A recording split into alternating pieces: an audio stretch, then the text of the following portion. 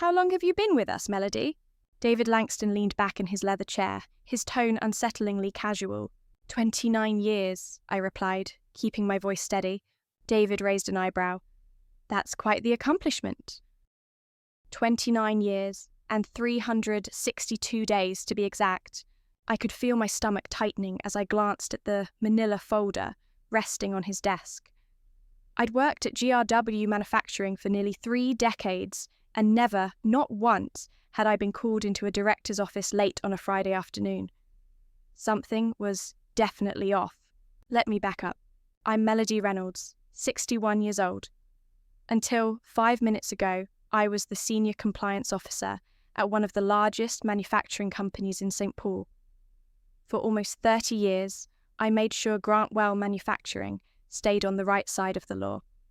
I documented discrepancies, raised red flags, and pushed back when others wanted to cut corners.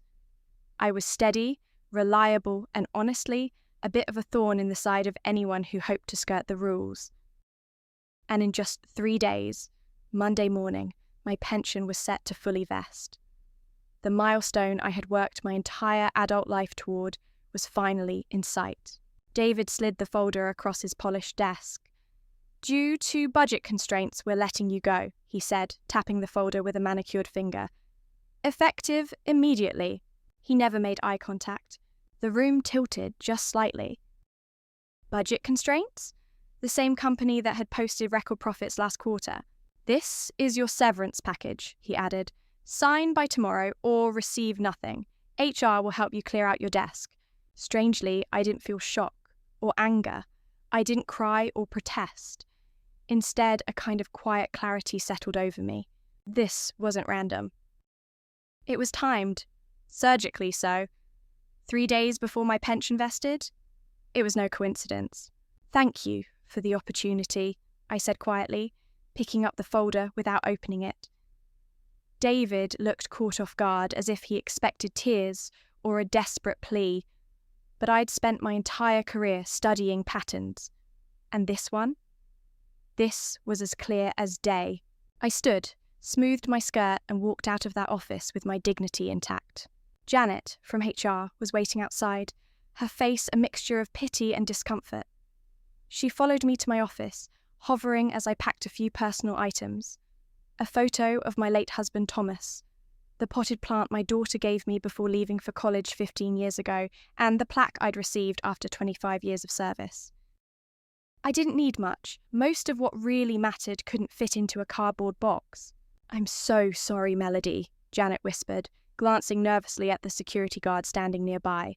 This isn't right. It is what it is, I replied calmly.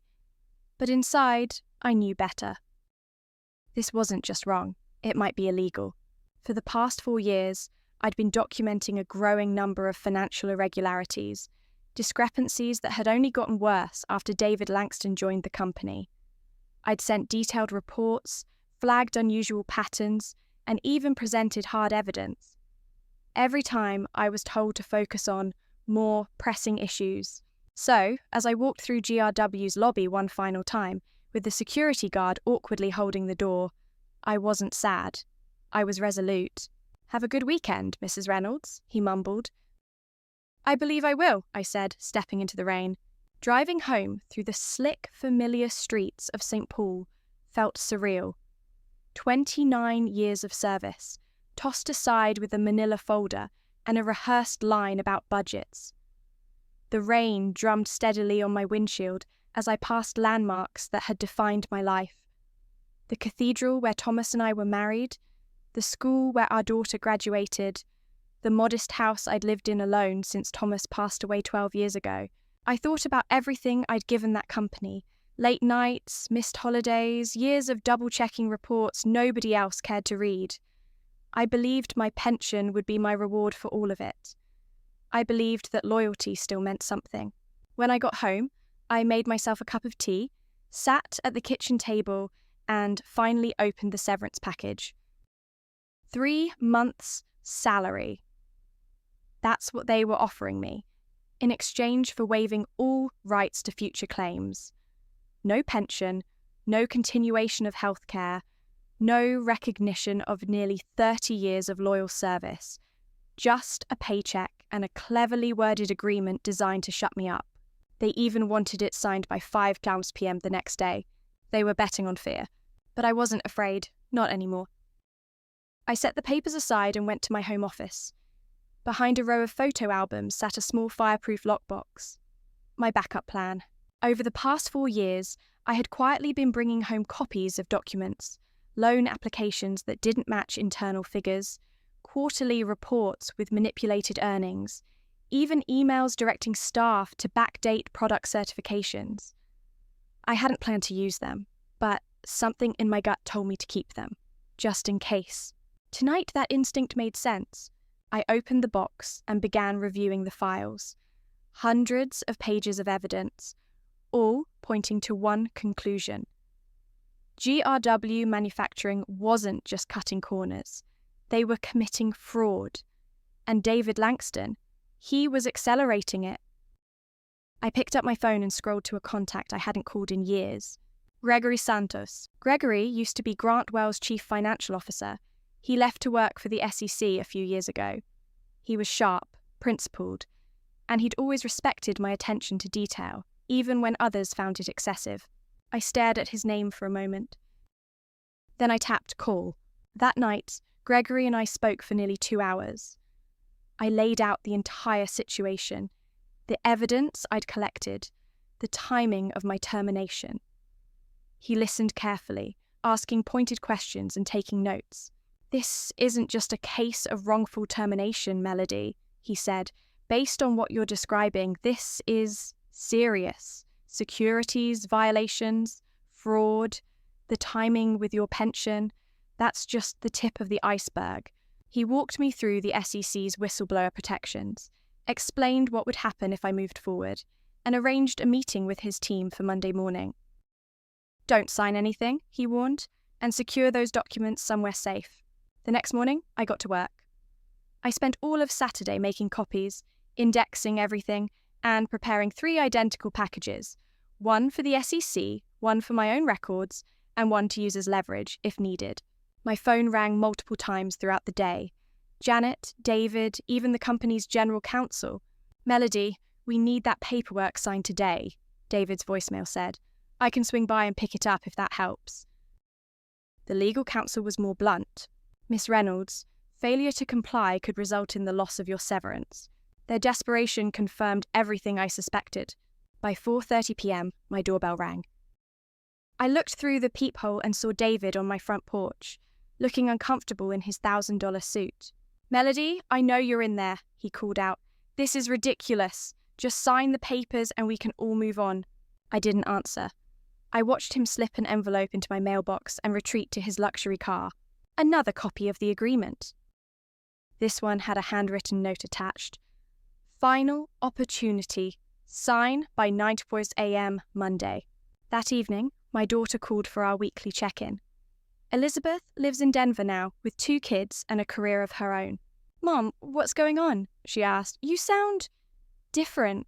I paused. "I was let go yesterday." "What? You're 3 days away from your full pension. They can't do that." "They did," I said, "but don't worry, I'm handling it." "Do you need me to come home? I'll catch a flight tonight." "No, sweetheart, stay where you are. I've got this." After we hung up, I sat in the quiet of my living room, thinking about the meeting I had scheduled with the SEC. For years, I'd tried to fix things from the inside, believing the system would eventually work if I just documented everything properly. But that belief had come at a price. Now the system would answer for it. And I was finally ready. Monday morning arrived with a crispness I hadn't felt in years. I dressed in my navy suit, the one I'd always reserved for important presentations or moments that mattered. This was one of them. I checked and rechecked my briefcase, making sure every document was properly organized.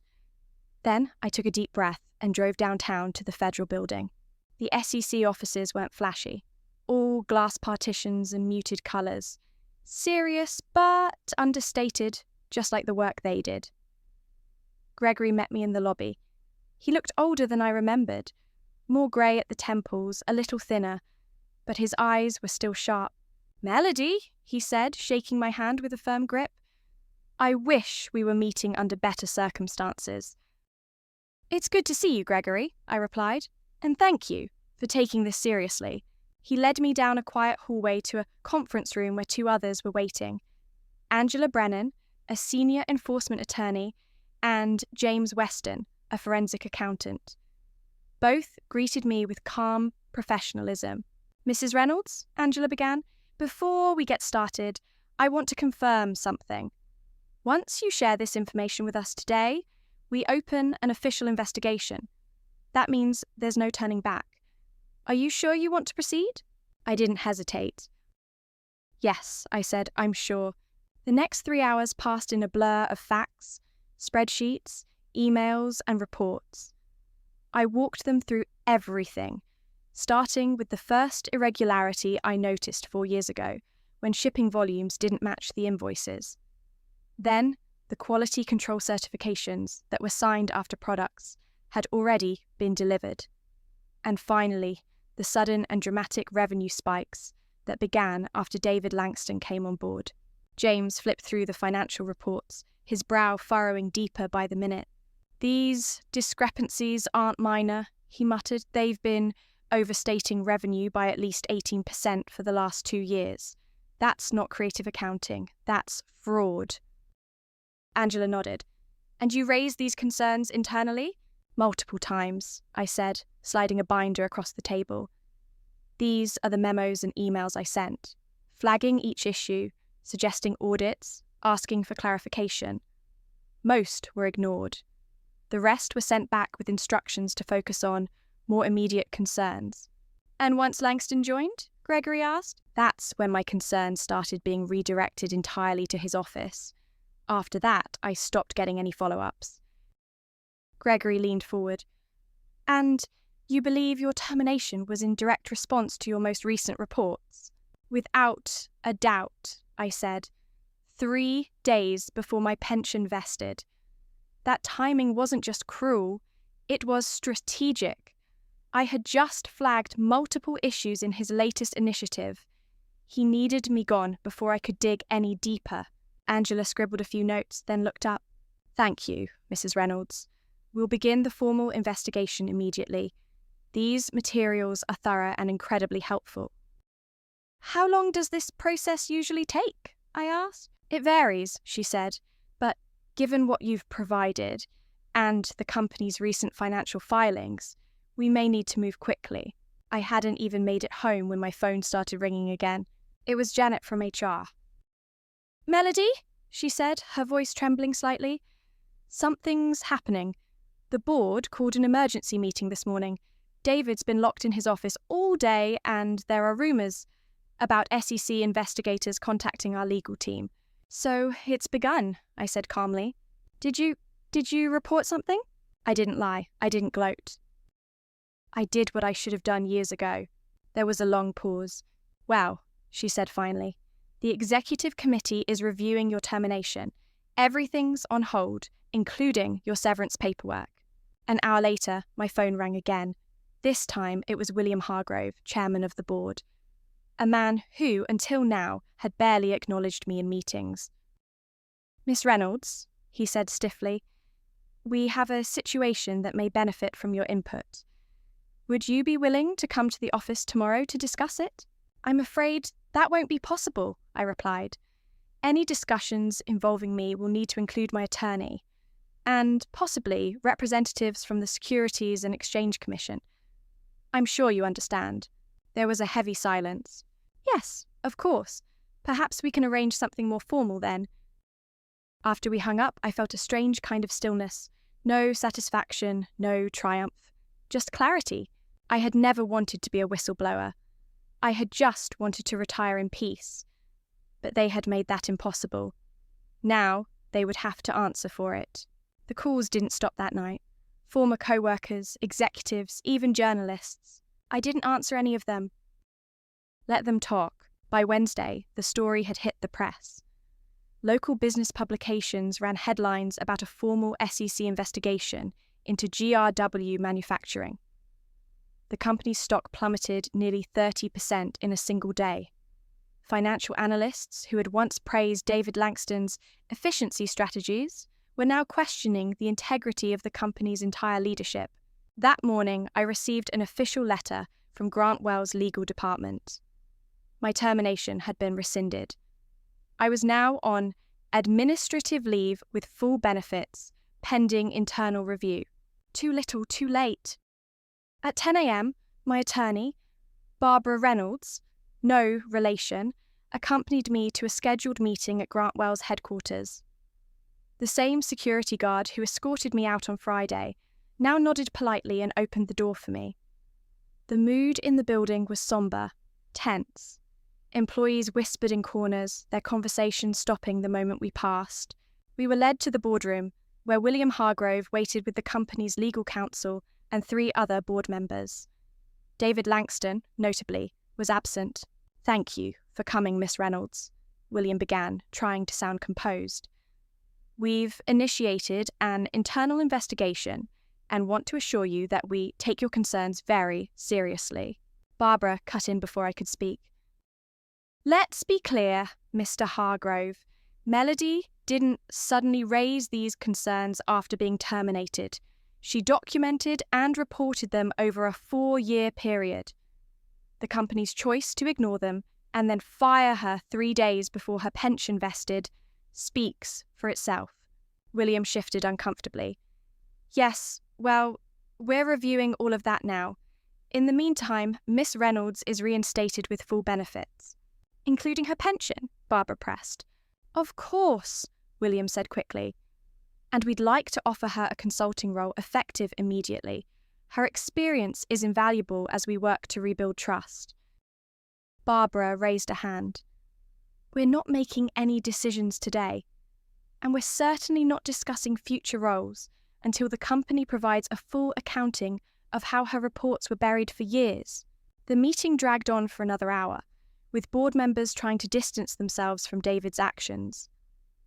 They insisted they had no knowledge of the financial irregularities and expressed shock at the scale of what we had uncovered. I remained mostly silent. I had nothing left to prove. As we stood to leave, William made one final pitch.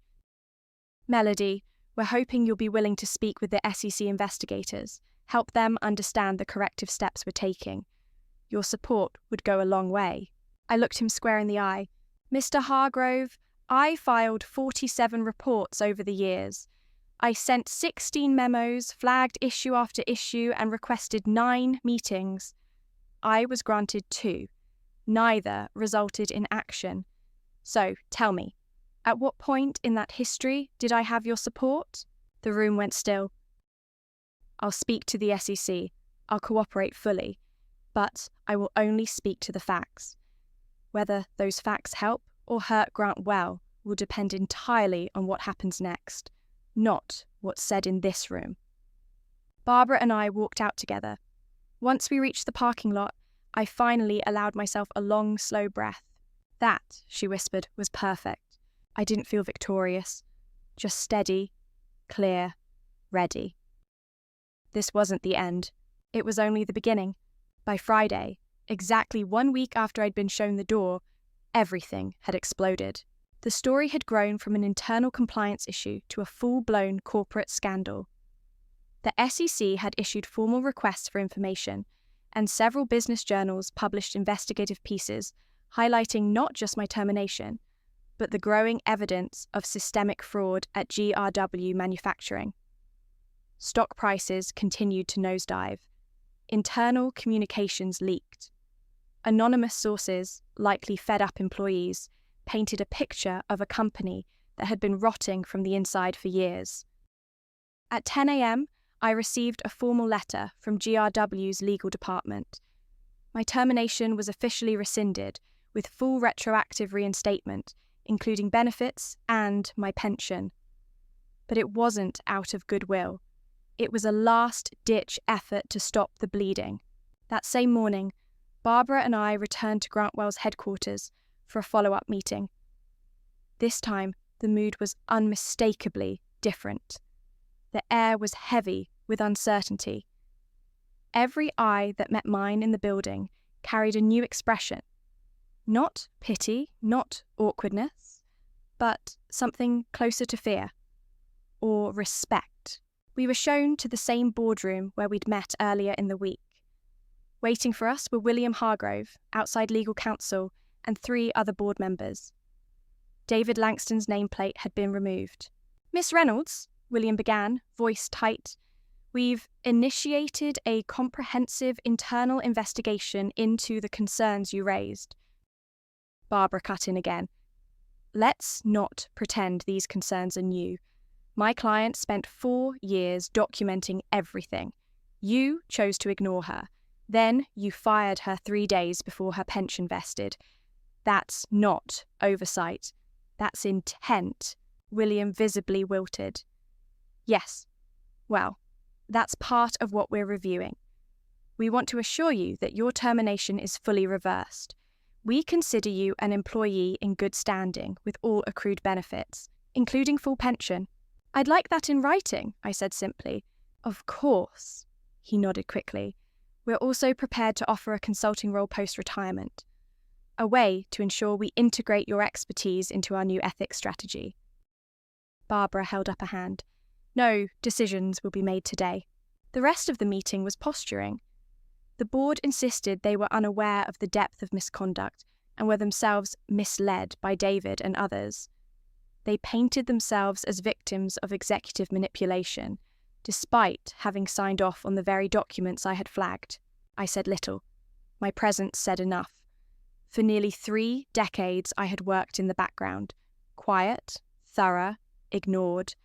But now, with the weight of truth behind me, they couldn't avoid looking at me, couldn't deny what I represented. As we wrapped up, William made one last plea. "Melody, if you're willing to speak with the SEC about the actions we're taking internally, your input could be invaluable." I turned and looked at him squarely. "Mr. Hargrove," I said, voice even, "I filed 47 major reports during my time here. I flagged backdated certifications, inflated revenue and manipulated financials. I asked for 16 meetings. I was granted 2. Neither led to any action. So, forgive me if I'm skeptical of your commitment to corrective measures." Silence. "I'll speak to the SEC," I continued, "and I'll provide them with the facts. What you do with those facts, that's on you." As Barbara and I walked out, she whispered, "You just shut down an entire boardroom without raising your voice." I exhaled slowly. I'm tired of raising my voice. I've done enough of that in memos. But the story wasn't finished, not even close. By the following Monday, the scandal was national news. The SEC's investigation, now made public, revealed widespread revenue manipulation, regulatory violations, and failures in oversight dating back over 5 years. GRW's stock plunged another 12%.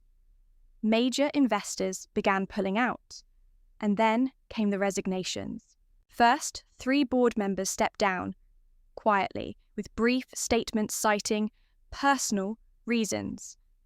Then came the real headline: David Langston was terminated for cause.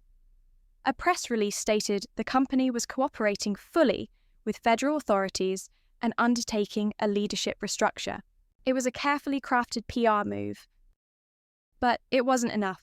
I got a call from Janet that afternoon. She sounded rattled. "Melody," she said, "the interim CEO wants to meet with you, tomorrow morning, if possible." The interim CEO was Patricia Donovan, GRW's former COO. We'd never been close, but she had always treated me professionally. I agreed to the meeting, on one condition: it would be held at my attorney's office. Patricia arrived looking exhausted, her posture rigid but her voice measured. "I won't waste your time," she said. "The company is in crisis, and you're at the centre of it, not because of anything you did wrong, but because you were the only one who did everything right." She slid a folder across the table. "Déjà vu.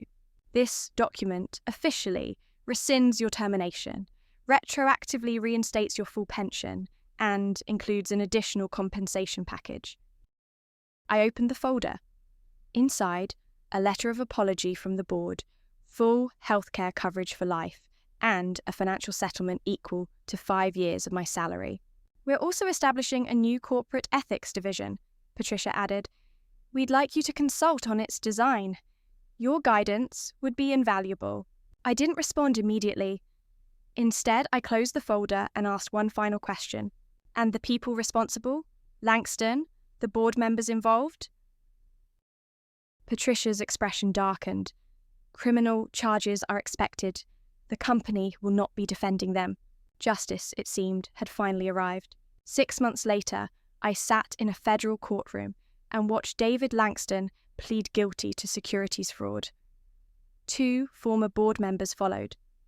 The man who had smugly handed me a severance packet now stood before a judge, shackled by his own arrogance.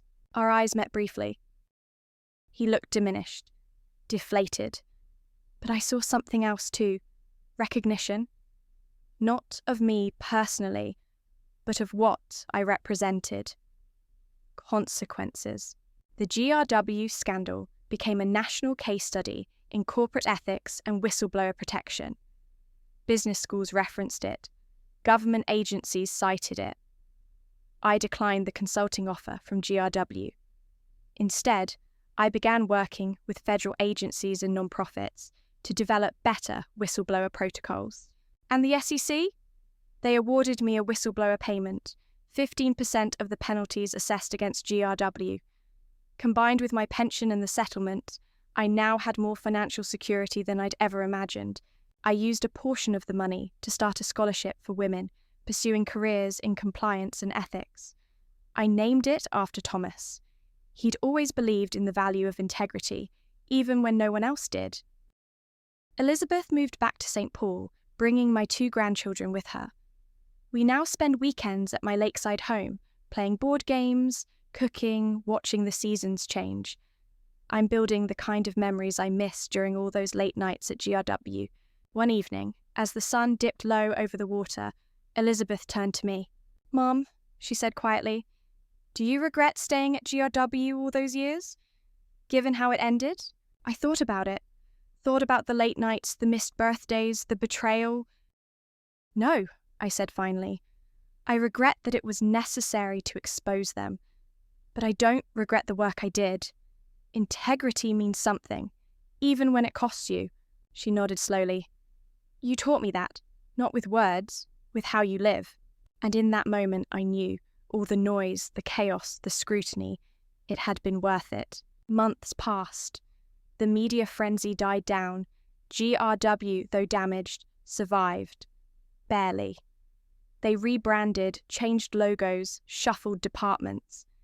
But the heart of the company, the toxic culture that had once ignored truth in favour of comfort, had been torn out. I returned only once, to speak at an internal ethics summit Patricia organised as part of their New Culture initiative. The room was full of unfamiliar faces, compliance officers, junior managers, legal interns. Only a few veterans remained. When I stepped up to the podium, a hush fell over the room. My speech was simple. No theatrics. I worked here for 27 years. I believed in process, in diligence, but more than anything, I believed in accountability. What happened here was not the failure of a few bad actors. It was the failure of silence. Good people looked the other way. People with power chose convenience over courage.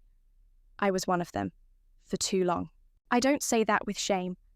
I say it with clarity, because courage doesn't always look like whistleblowing.